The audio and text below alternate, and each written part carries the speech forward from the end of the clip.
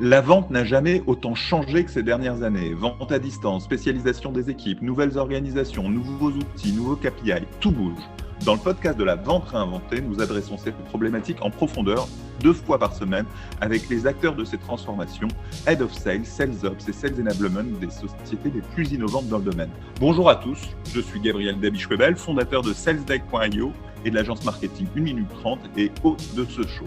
Tout de suite l'interview, mais juste avant, un petit mot pour vous faire découvrir SalesDeck.io, la nouvelle plateforme SaaS pour rendre vos rendez-vous commerciaux plus engageants et mieux préparés.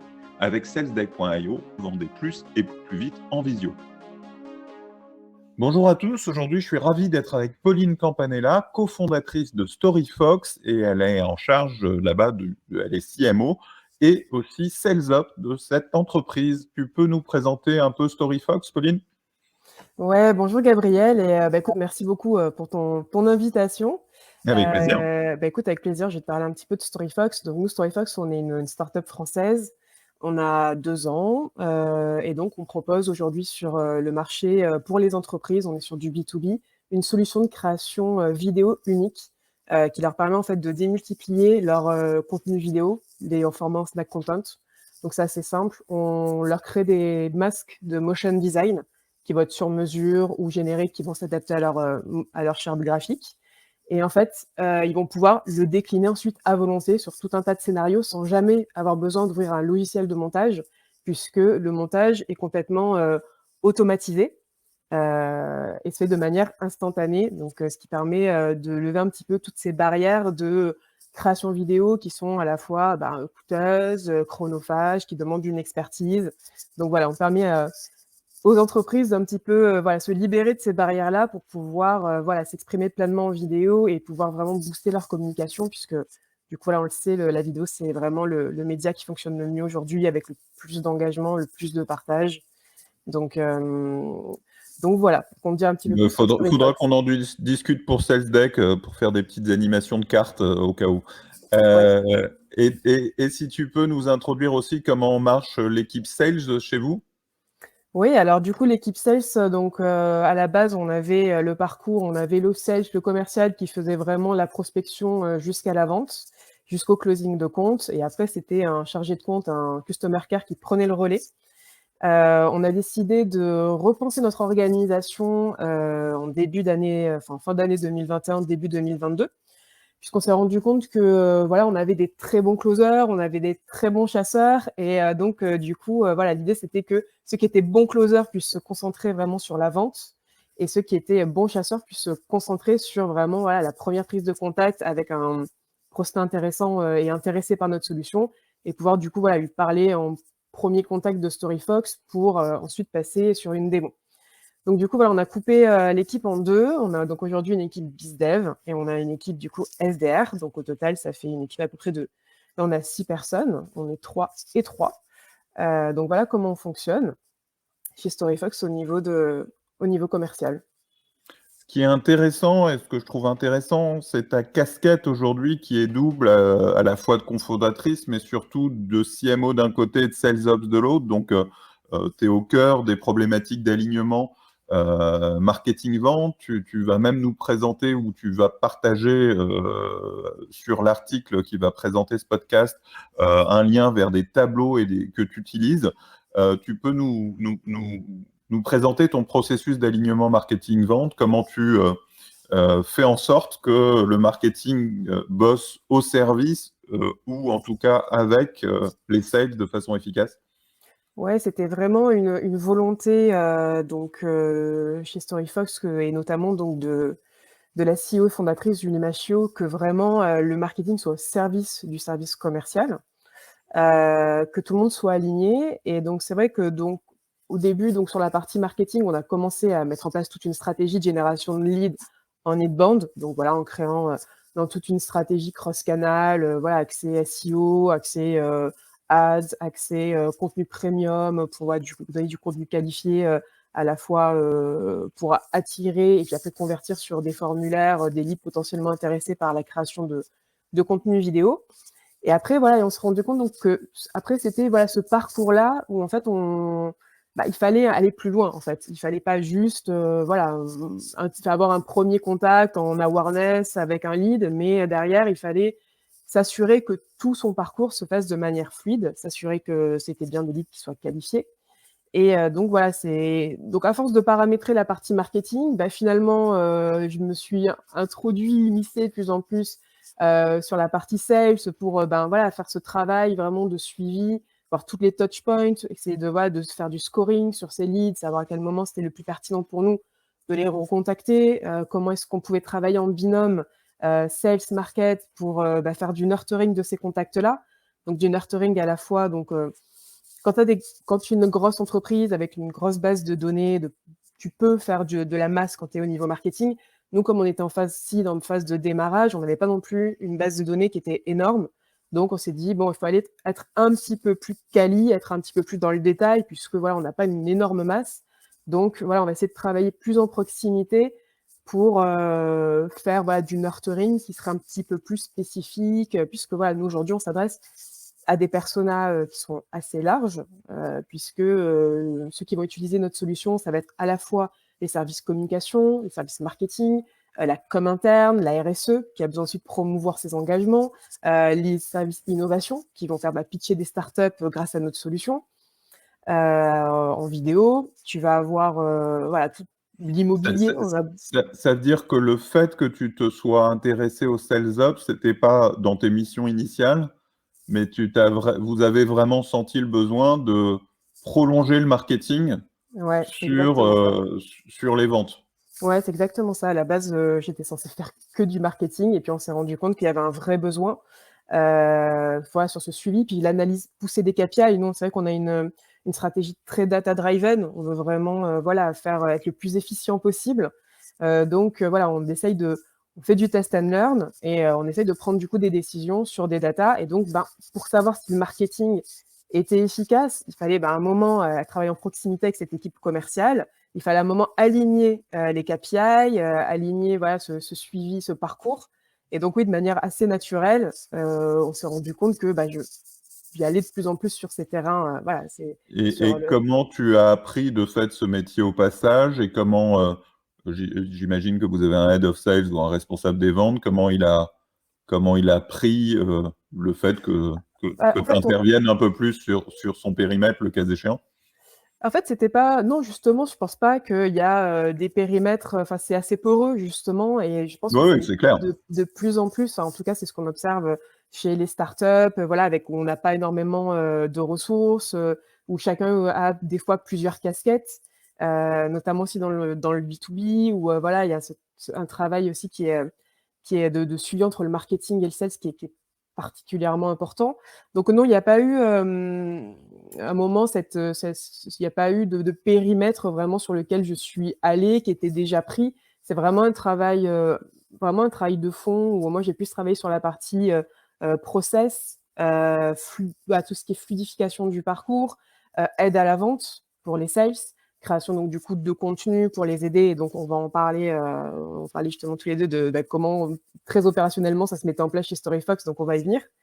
Et donc voilà, donc c'est en rentrant dans tu vois, ce côté un petit peu opérationnel, tu vois, moi j'étais plus sur l'analyse de KPI, sur vraiment voilà, comment paramétrer notre CRM pour qu'il soit le plus lisible. Et ça, c'est vrai que c'est un vrai sujet aujourd'hui dans les entreprises, d'avoir un CRM qui est lisible, sur lequel on arrive à faire sortir de la donnée. Et ça, pour le coup, voilà, c'est des sujets sur lesquels nous, au marketing, on est assez à l'aise, on connaît bien voilà, ce suivi, cette analyse précise, etc. Alors que chez nous, la partie sales vont plus être sur cette intelligence de comprendre le besoin, d'utiliser le bon mot avec le bon interlocuteur, d'aller chercher la bonne personne pour lui proposer le bon produit au bon moment. Donc en fait, non, tu vois, j'ai pas l'impression qu'il y a deux équipes avec chacune leur périmètre, mais au contraire que ça s'imbrique plutôt, enfin nous en tout cas, ça s'imbriquait assez naturellement et c'était venu d'un besoin. Et puis c'est que dans mes précédentes boîtes, pareil, c'était je pense qu'il y a un vrai besoin aujourd'hui des entreprises, des équipes sales, d'être soutenues par l'équipe marketing et de l'équipe marketing d'avoir une reconnaissance de l'équipe sales et en travaillant avec eux et puis du coup d'avoir ces retours terrain qui sont hyper important pour les équipes Mais vous marketing. n'avez pas encore franchi le pas du Chief Revenue Officer qui combinerait marketing and sales. Non, non, non, on n'a pas encore passé ce pas-là, donc pour l'instant, on est juste C'est sur des la choses part. qu'on voit de plus en plus aussi, hein. Ouais, ouais, c'est vrai, tout à fait et très certainement, nous on fonctionne, j'ai envie de dire, en bonne intelligence, donc en fait, si le besoin s'en fait sentir, oui, évidemment, on a déjà fait évoluer mon poste en ce sens-là. On a déjà décidé, comme je te disais, de couper l'équipe sales en 2 pour que chacun puisse se concentrer là où il était vraiment très fort. Donc oui, évidemment, tout est en mouvement et puis, je pense que, il faut tester, il faut voir, aussi il faut avoir l'adhésion aussi en interne, c'est hyper important puisque tu auras beau mettre tous les plus beaux process en place, si tu n'as pas l'adhésion en interne, si les équipes sales, marketing n'ont pas envie de se saisir du sujet, ne sont pas engagés dessus, en termes d'usage au quotidien, n'arrivent pas voilà, à suivre, ça ne fonctionnera pas. Donc, je pense que ça dépend aussi des configurations et des équipes. Rentrons justement dans les process que vous avez mis en place pour créer cet alignement. Tu me disais que vous utilisez différents outils, vous avez un Notion, tu m'as partagé aussi, et on va le partager avec les auditeurs, un fichier Google Sheet sur lequel vous débriefez en réunion. Peux-tu nous expliquer comment tu utilises ces outils, qu'est-ce que tu en fais, comment tu les partages et comment vous faites en sorte que ce soit vivant et que ce soit adopté? Parce que les process, si c'est que du papier ou que du Notion et que c'est pas appliqué, ça sert pas à grand-chose. C'est Ouais. d'ailleurs autour de cette réflexion sur les process et l'application des process que j'ai créé SalesDeck. Mais là, on va dire plus en rendez-vous. Mais voilà, les process ont besoin d'être vécus et d'être mis en place. Et comment tu Mm. fais ça? Ouais, tout à fait. Donc, il y avait voilà, le moment, il y a le bon sens, il y a les process, la déclinaison de ces process d'un point de vue opérationnel. Mais après, voilà, il faut que toutes les équipes se saisissent vraiment de ces process-là et les appliquent et que ça soit facile aussi pour eux. Donc nous, c'est passé vraiment à la base, donc le lancement, vraiment la structure de base. Donc, c'est vraiment notre CRM, hein. Donc, c'est se mettre d'accord sur le parcours, qui intervient à quel moment. Donc du coup, qui est censé à quel moment remplir quel type d'informations pour pouvoir bien communiquer. Aujourd'hui, notre CRM, on utilise HubSpot à la fois pour le côté marketing et à la fois pour le côté commercial. Et donc voilà, donc on a travaillé ensemble sur l'architecture de CRM. Et donc dès le départ, donc on a travaillé avec ma CEO qui s'occupe aussi donc de l'équipe commerciale chez StoryFox de l'architecture. Et dès le départ, on a décidé d'impliquer les sales en fait dans l'architecture. Donc on a pris les décisions qui nous semblaient voilà stratégiques pour nous en termes d'organisation. Et après, régulièrement, on a fait des points avec eux pour leur expliquer comment était structuré en fait notre CRM à tel moment, tel endroit sur des transactions, des contacts des entreprises, lorsqu'on demandait de remplir tel type d'informations, quel était le but de ces informations. Donc ça aussi, c'est donner du sens aussi aux sales pour qu'à un moment, oui, ils fassent l'effort de prendre quelques minutes de plus pour enseigner des informations, mais ils le font parce qu'ils comprennent l'intérêt pour l'entreprise et l'intérêt pour le marketing et leur propre intérêt à la fin. Donc dès le départ, je pense voilà, l'architecture de base, le process, c'est aussi voilà, le travailler avec eux pour les faire adhérer. Et ensuite, j'ai envie de dire, c'est la répétition et puis c'est la co-construction. Parce que voilà, tel qu'on avait imaginé la chose au début, le process, le parcours, toute l'architecture est telle qu'il est aujourd'hui, voilà, 2 ans plus tard, ça a beaucoup évolué, voilà. Et Et donc, tu documentes tout ça dans Notion? exactement. Donc aujourd'hui, donc on a à la fois, nous on a des fichiers, des gros fichiers Excel sur lesquels voilà, tout est bien renseigné pour que n'importe qui puisse retrouver l'information facilement. Donc ça, c'est plutôt pour la partie SalesOps. Et après, pour vraiment partager, avoir un endroit où on mutualise la connaissance, on utilise Notion. Donc Notion, on a toute cette base de connaissances à la fois liée donc au process, à la fois liée au contenu qu'ils peuvent retrouver, à la fois, ils vont retrouver les contenus plus là c'est plus le commerce, enfin, le head of sales qui va s'en occuper, tout ce qui est, tu vois, le wording à avoir en rendez-vous, le script à tenir lorsque tu es en call phoning, le marketing aussi va compléter cette partie-là en donnant, tu vois, tout ce qui est analyse concurrentielle, analyse marché, pour que les sales puissent être à l'aise, bien comprendre en fait notre valeur ajoutée par rapport à un voisin ou alors est-ce qu'on est complémentaire, enfin voilà, vraiment être capable de renseigner à un prospect la meilleure solution. Et donc tout ça, on le mutualise sur un Notion où tout est rangé. Et à côté de ça, nous, on a mis en place donc une fois par semaine un rendez-vous sales marketing où il y a aussi l'équipe Customer Care qui est présente. On se réaligne tous et on partage donc, voilà, on échange en fait sur différentes thématiques voilà, liées justement pour mieux fluidifier nos échanges. Et on a mis en place notamment donc dans le fichier que je t'avais partagé, donc on va partager à d'autres personnes.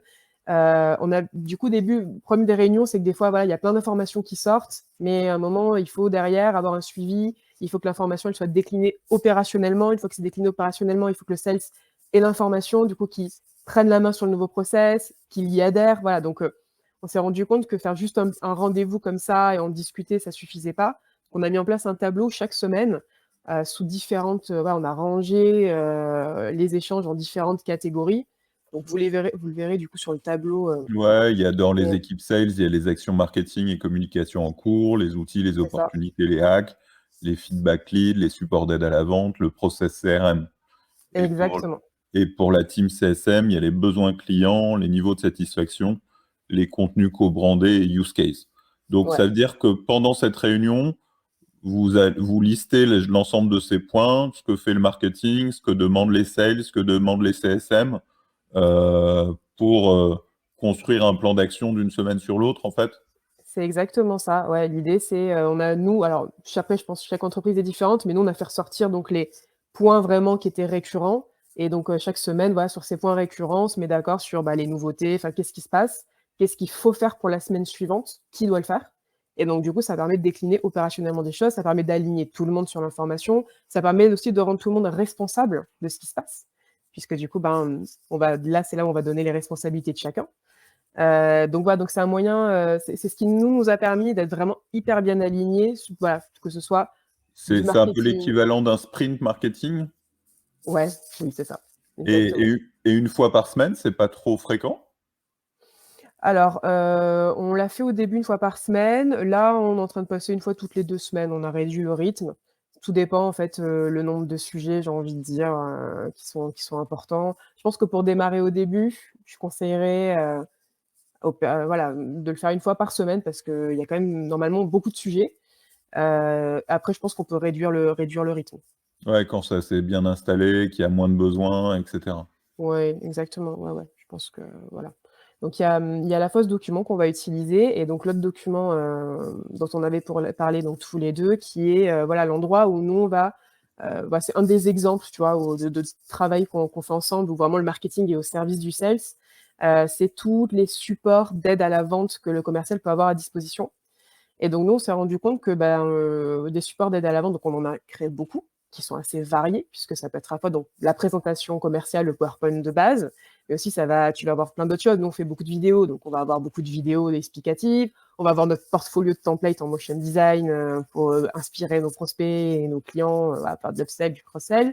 On va avoir, des infographies qui montrent des différentes solutions. On va avoir du webinar, on va avoir des articles de blog qu'ils peuvent utiliser pour faire du nurturing. Donc en fait, on s'est rendu compte, voilà, qu'on avait quand même créé beaucoup de supports d'aide à la vente et que les sales avaient du mal un petit peu des fois à s'y retrouver et que du coup, voilà, ils savaient plus trop ce qu'ils avaient à disposition, à quel moment l'envoyer ou pas. Donc du coup, voilà, on a créé ce tableau sur lequel en fait on retrouve tout le parcours, d'un lead to customer, jusqu'au cross-sell, upsell ou voire même sur un no-go. Et durant tout ce parcours-là, en fait, tu as une colonne qui va te redonner tous les supports d'aide à la vente que tu peux avoir. Donc, de la présentation PowerPoint, à la vidéo, à l'infographie, à l'article de blog. Et à chaque fois, tu vas avoir une petite case sur laquelle nous, voilà, marketing, sales, on se met d'accord, on va cocher les endroits où un commercial peut utiliser tel type d'outil, tel type de support pour venir voilà, le donner au bon moment en fait à un prospect, quel que soit l'endroit de son parcours. Ouais, moi j'ai trouvé cette approche très séduisante parce que très proche déjà de ce qu'on a mis en place chez 1 minute 30 dans nos méthodes Acquisition Strategy Design et Q2C Selling. Acquisition Strategy Design vraiment avec cette vision du parcours d'achat du client et comment on vient le faire progresser. Et avec la vision un peu miroir du process de vente dans Q2C Selling, avec le processus de vente que doit suivre le commercial et en parallèle, effectivement, les contenus, les stories et les conversations à mener. Donc, il y a vraiment cette même vision que tu as mis en œuvre et avec un focus spécifique sur les contenus et justement pour que les sales s'approprient bien les contenus au bon moment.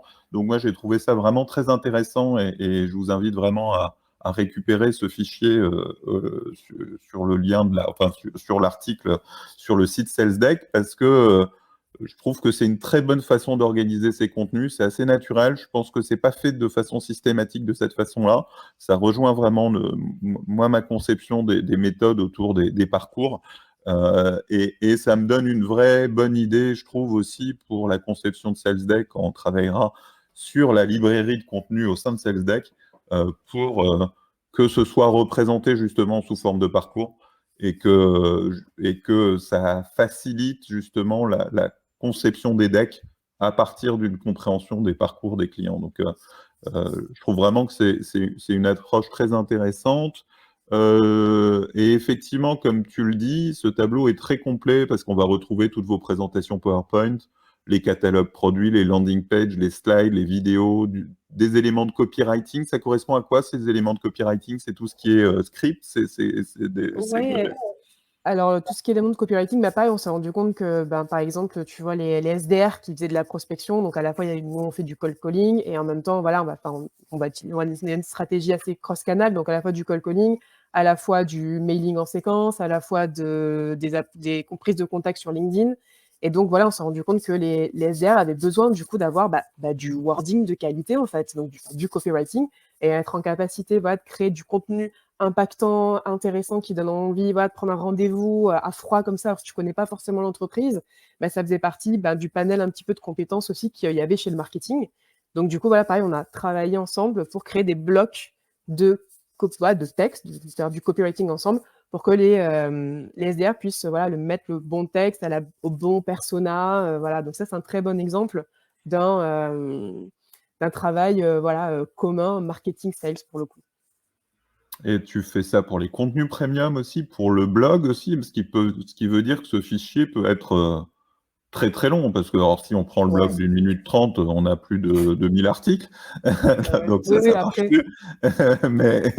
Ouais, non, après, c'est clair, je pense qu'il faut faire un choix. Il faut, c'est des choix stratégiques. Il faut faire un tri quand même.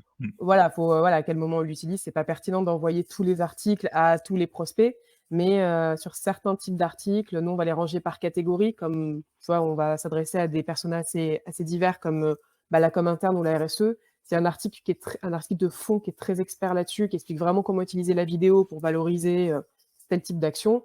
Du coup, le commercial sait qu'il a cet article à disposition, qui vient peut-être de sortir, et donc il va pouvoir relancer quelques personnes avec qui il est en contact pour dire « Ah bah écoutez, j'ai pensé à vous, on vient de sortir un article expertise sur cette thématique-là, écoutez, jetez un coup d'œil, dites-moi ce que vous en pensez. » Voilà, j'en profite pour vous envoyer quelques templates qu'on a réalisés avec d'autres clients. Voilà, tu vois, ça permet de venir nourrir un petit peu le sales, et donc oui, on va le nourrir en fonction de...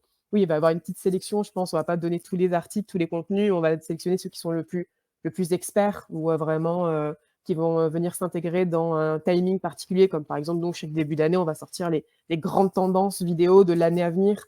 Donc voilà, tu vois, sur des trucs un petit peu plus experts, sur des opportunités, tu vois. Ben, merci beaucoup, Pauline. C'était passionnant. J'aurais pu t'interviewer aussi au titre d'une minute 30. Là, je l'ai fait au titre de SalesDeck.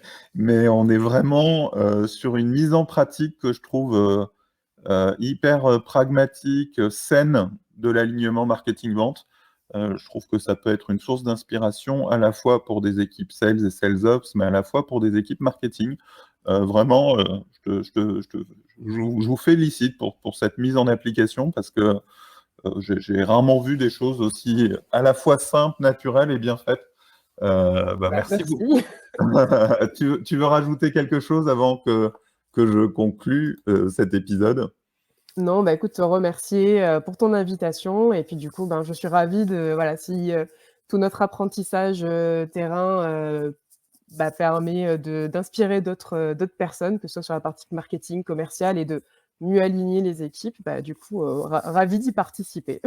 Merci beaucoup, Pauline. On se retrouve 2 fois par semaine pour un nouvel épisode. Abonnez-vous sur votre plateforme de podcast préférée pour ne rater aucun épisode. Merci aussi à notre sponsor, salesdeck.io, la solution SaaS pour vendre plus et plus vite en visio, avec des rendez-vous plus engageants et mieux préparés. Découvrez la solution et réservez tout de suite une démo sur salesdeck.io. Merci à toi.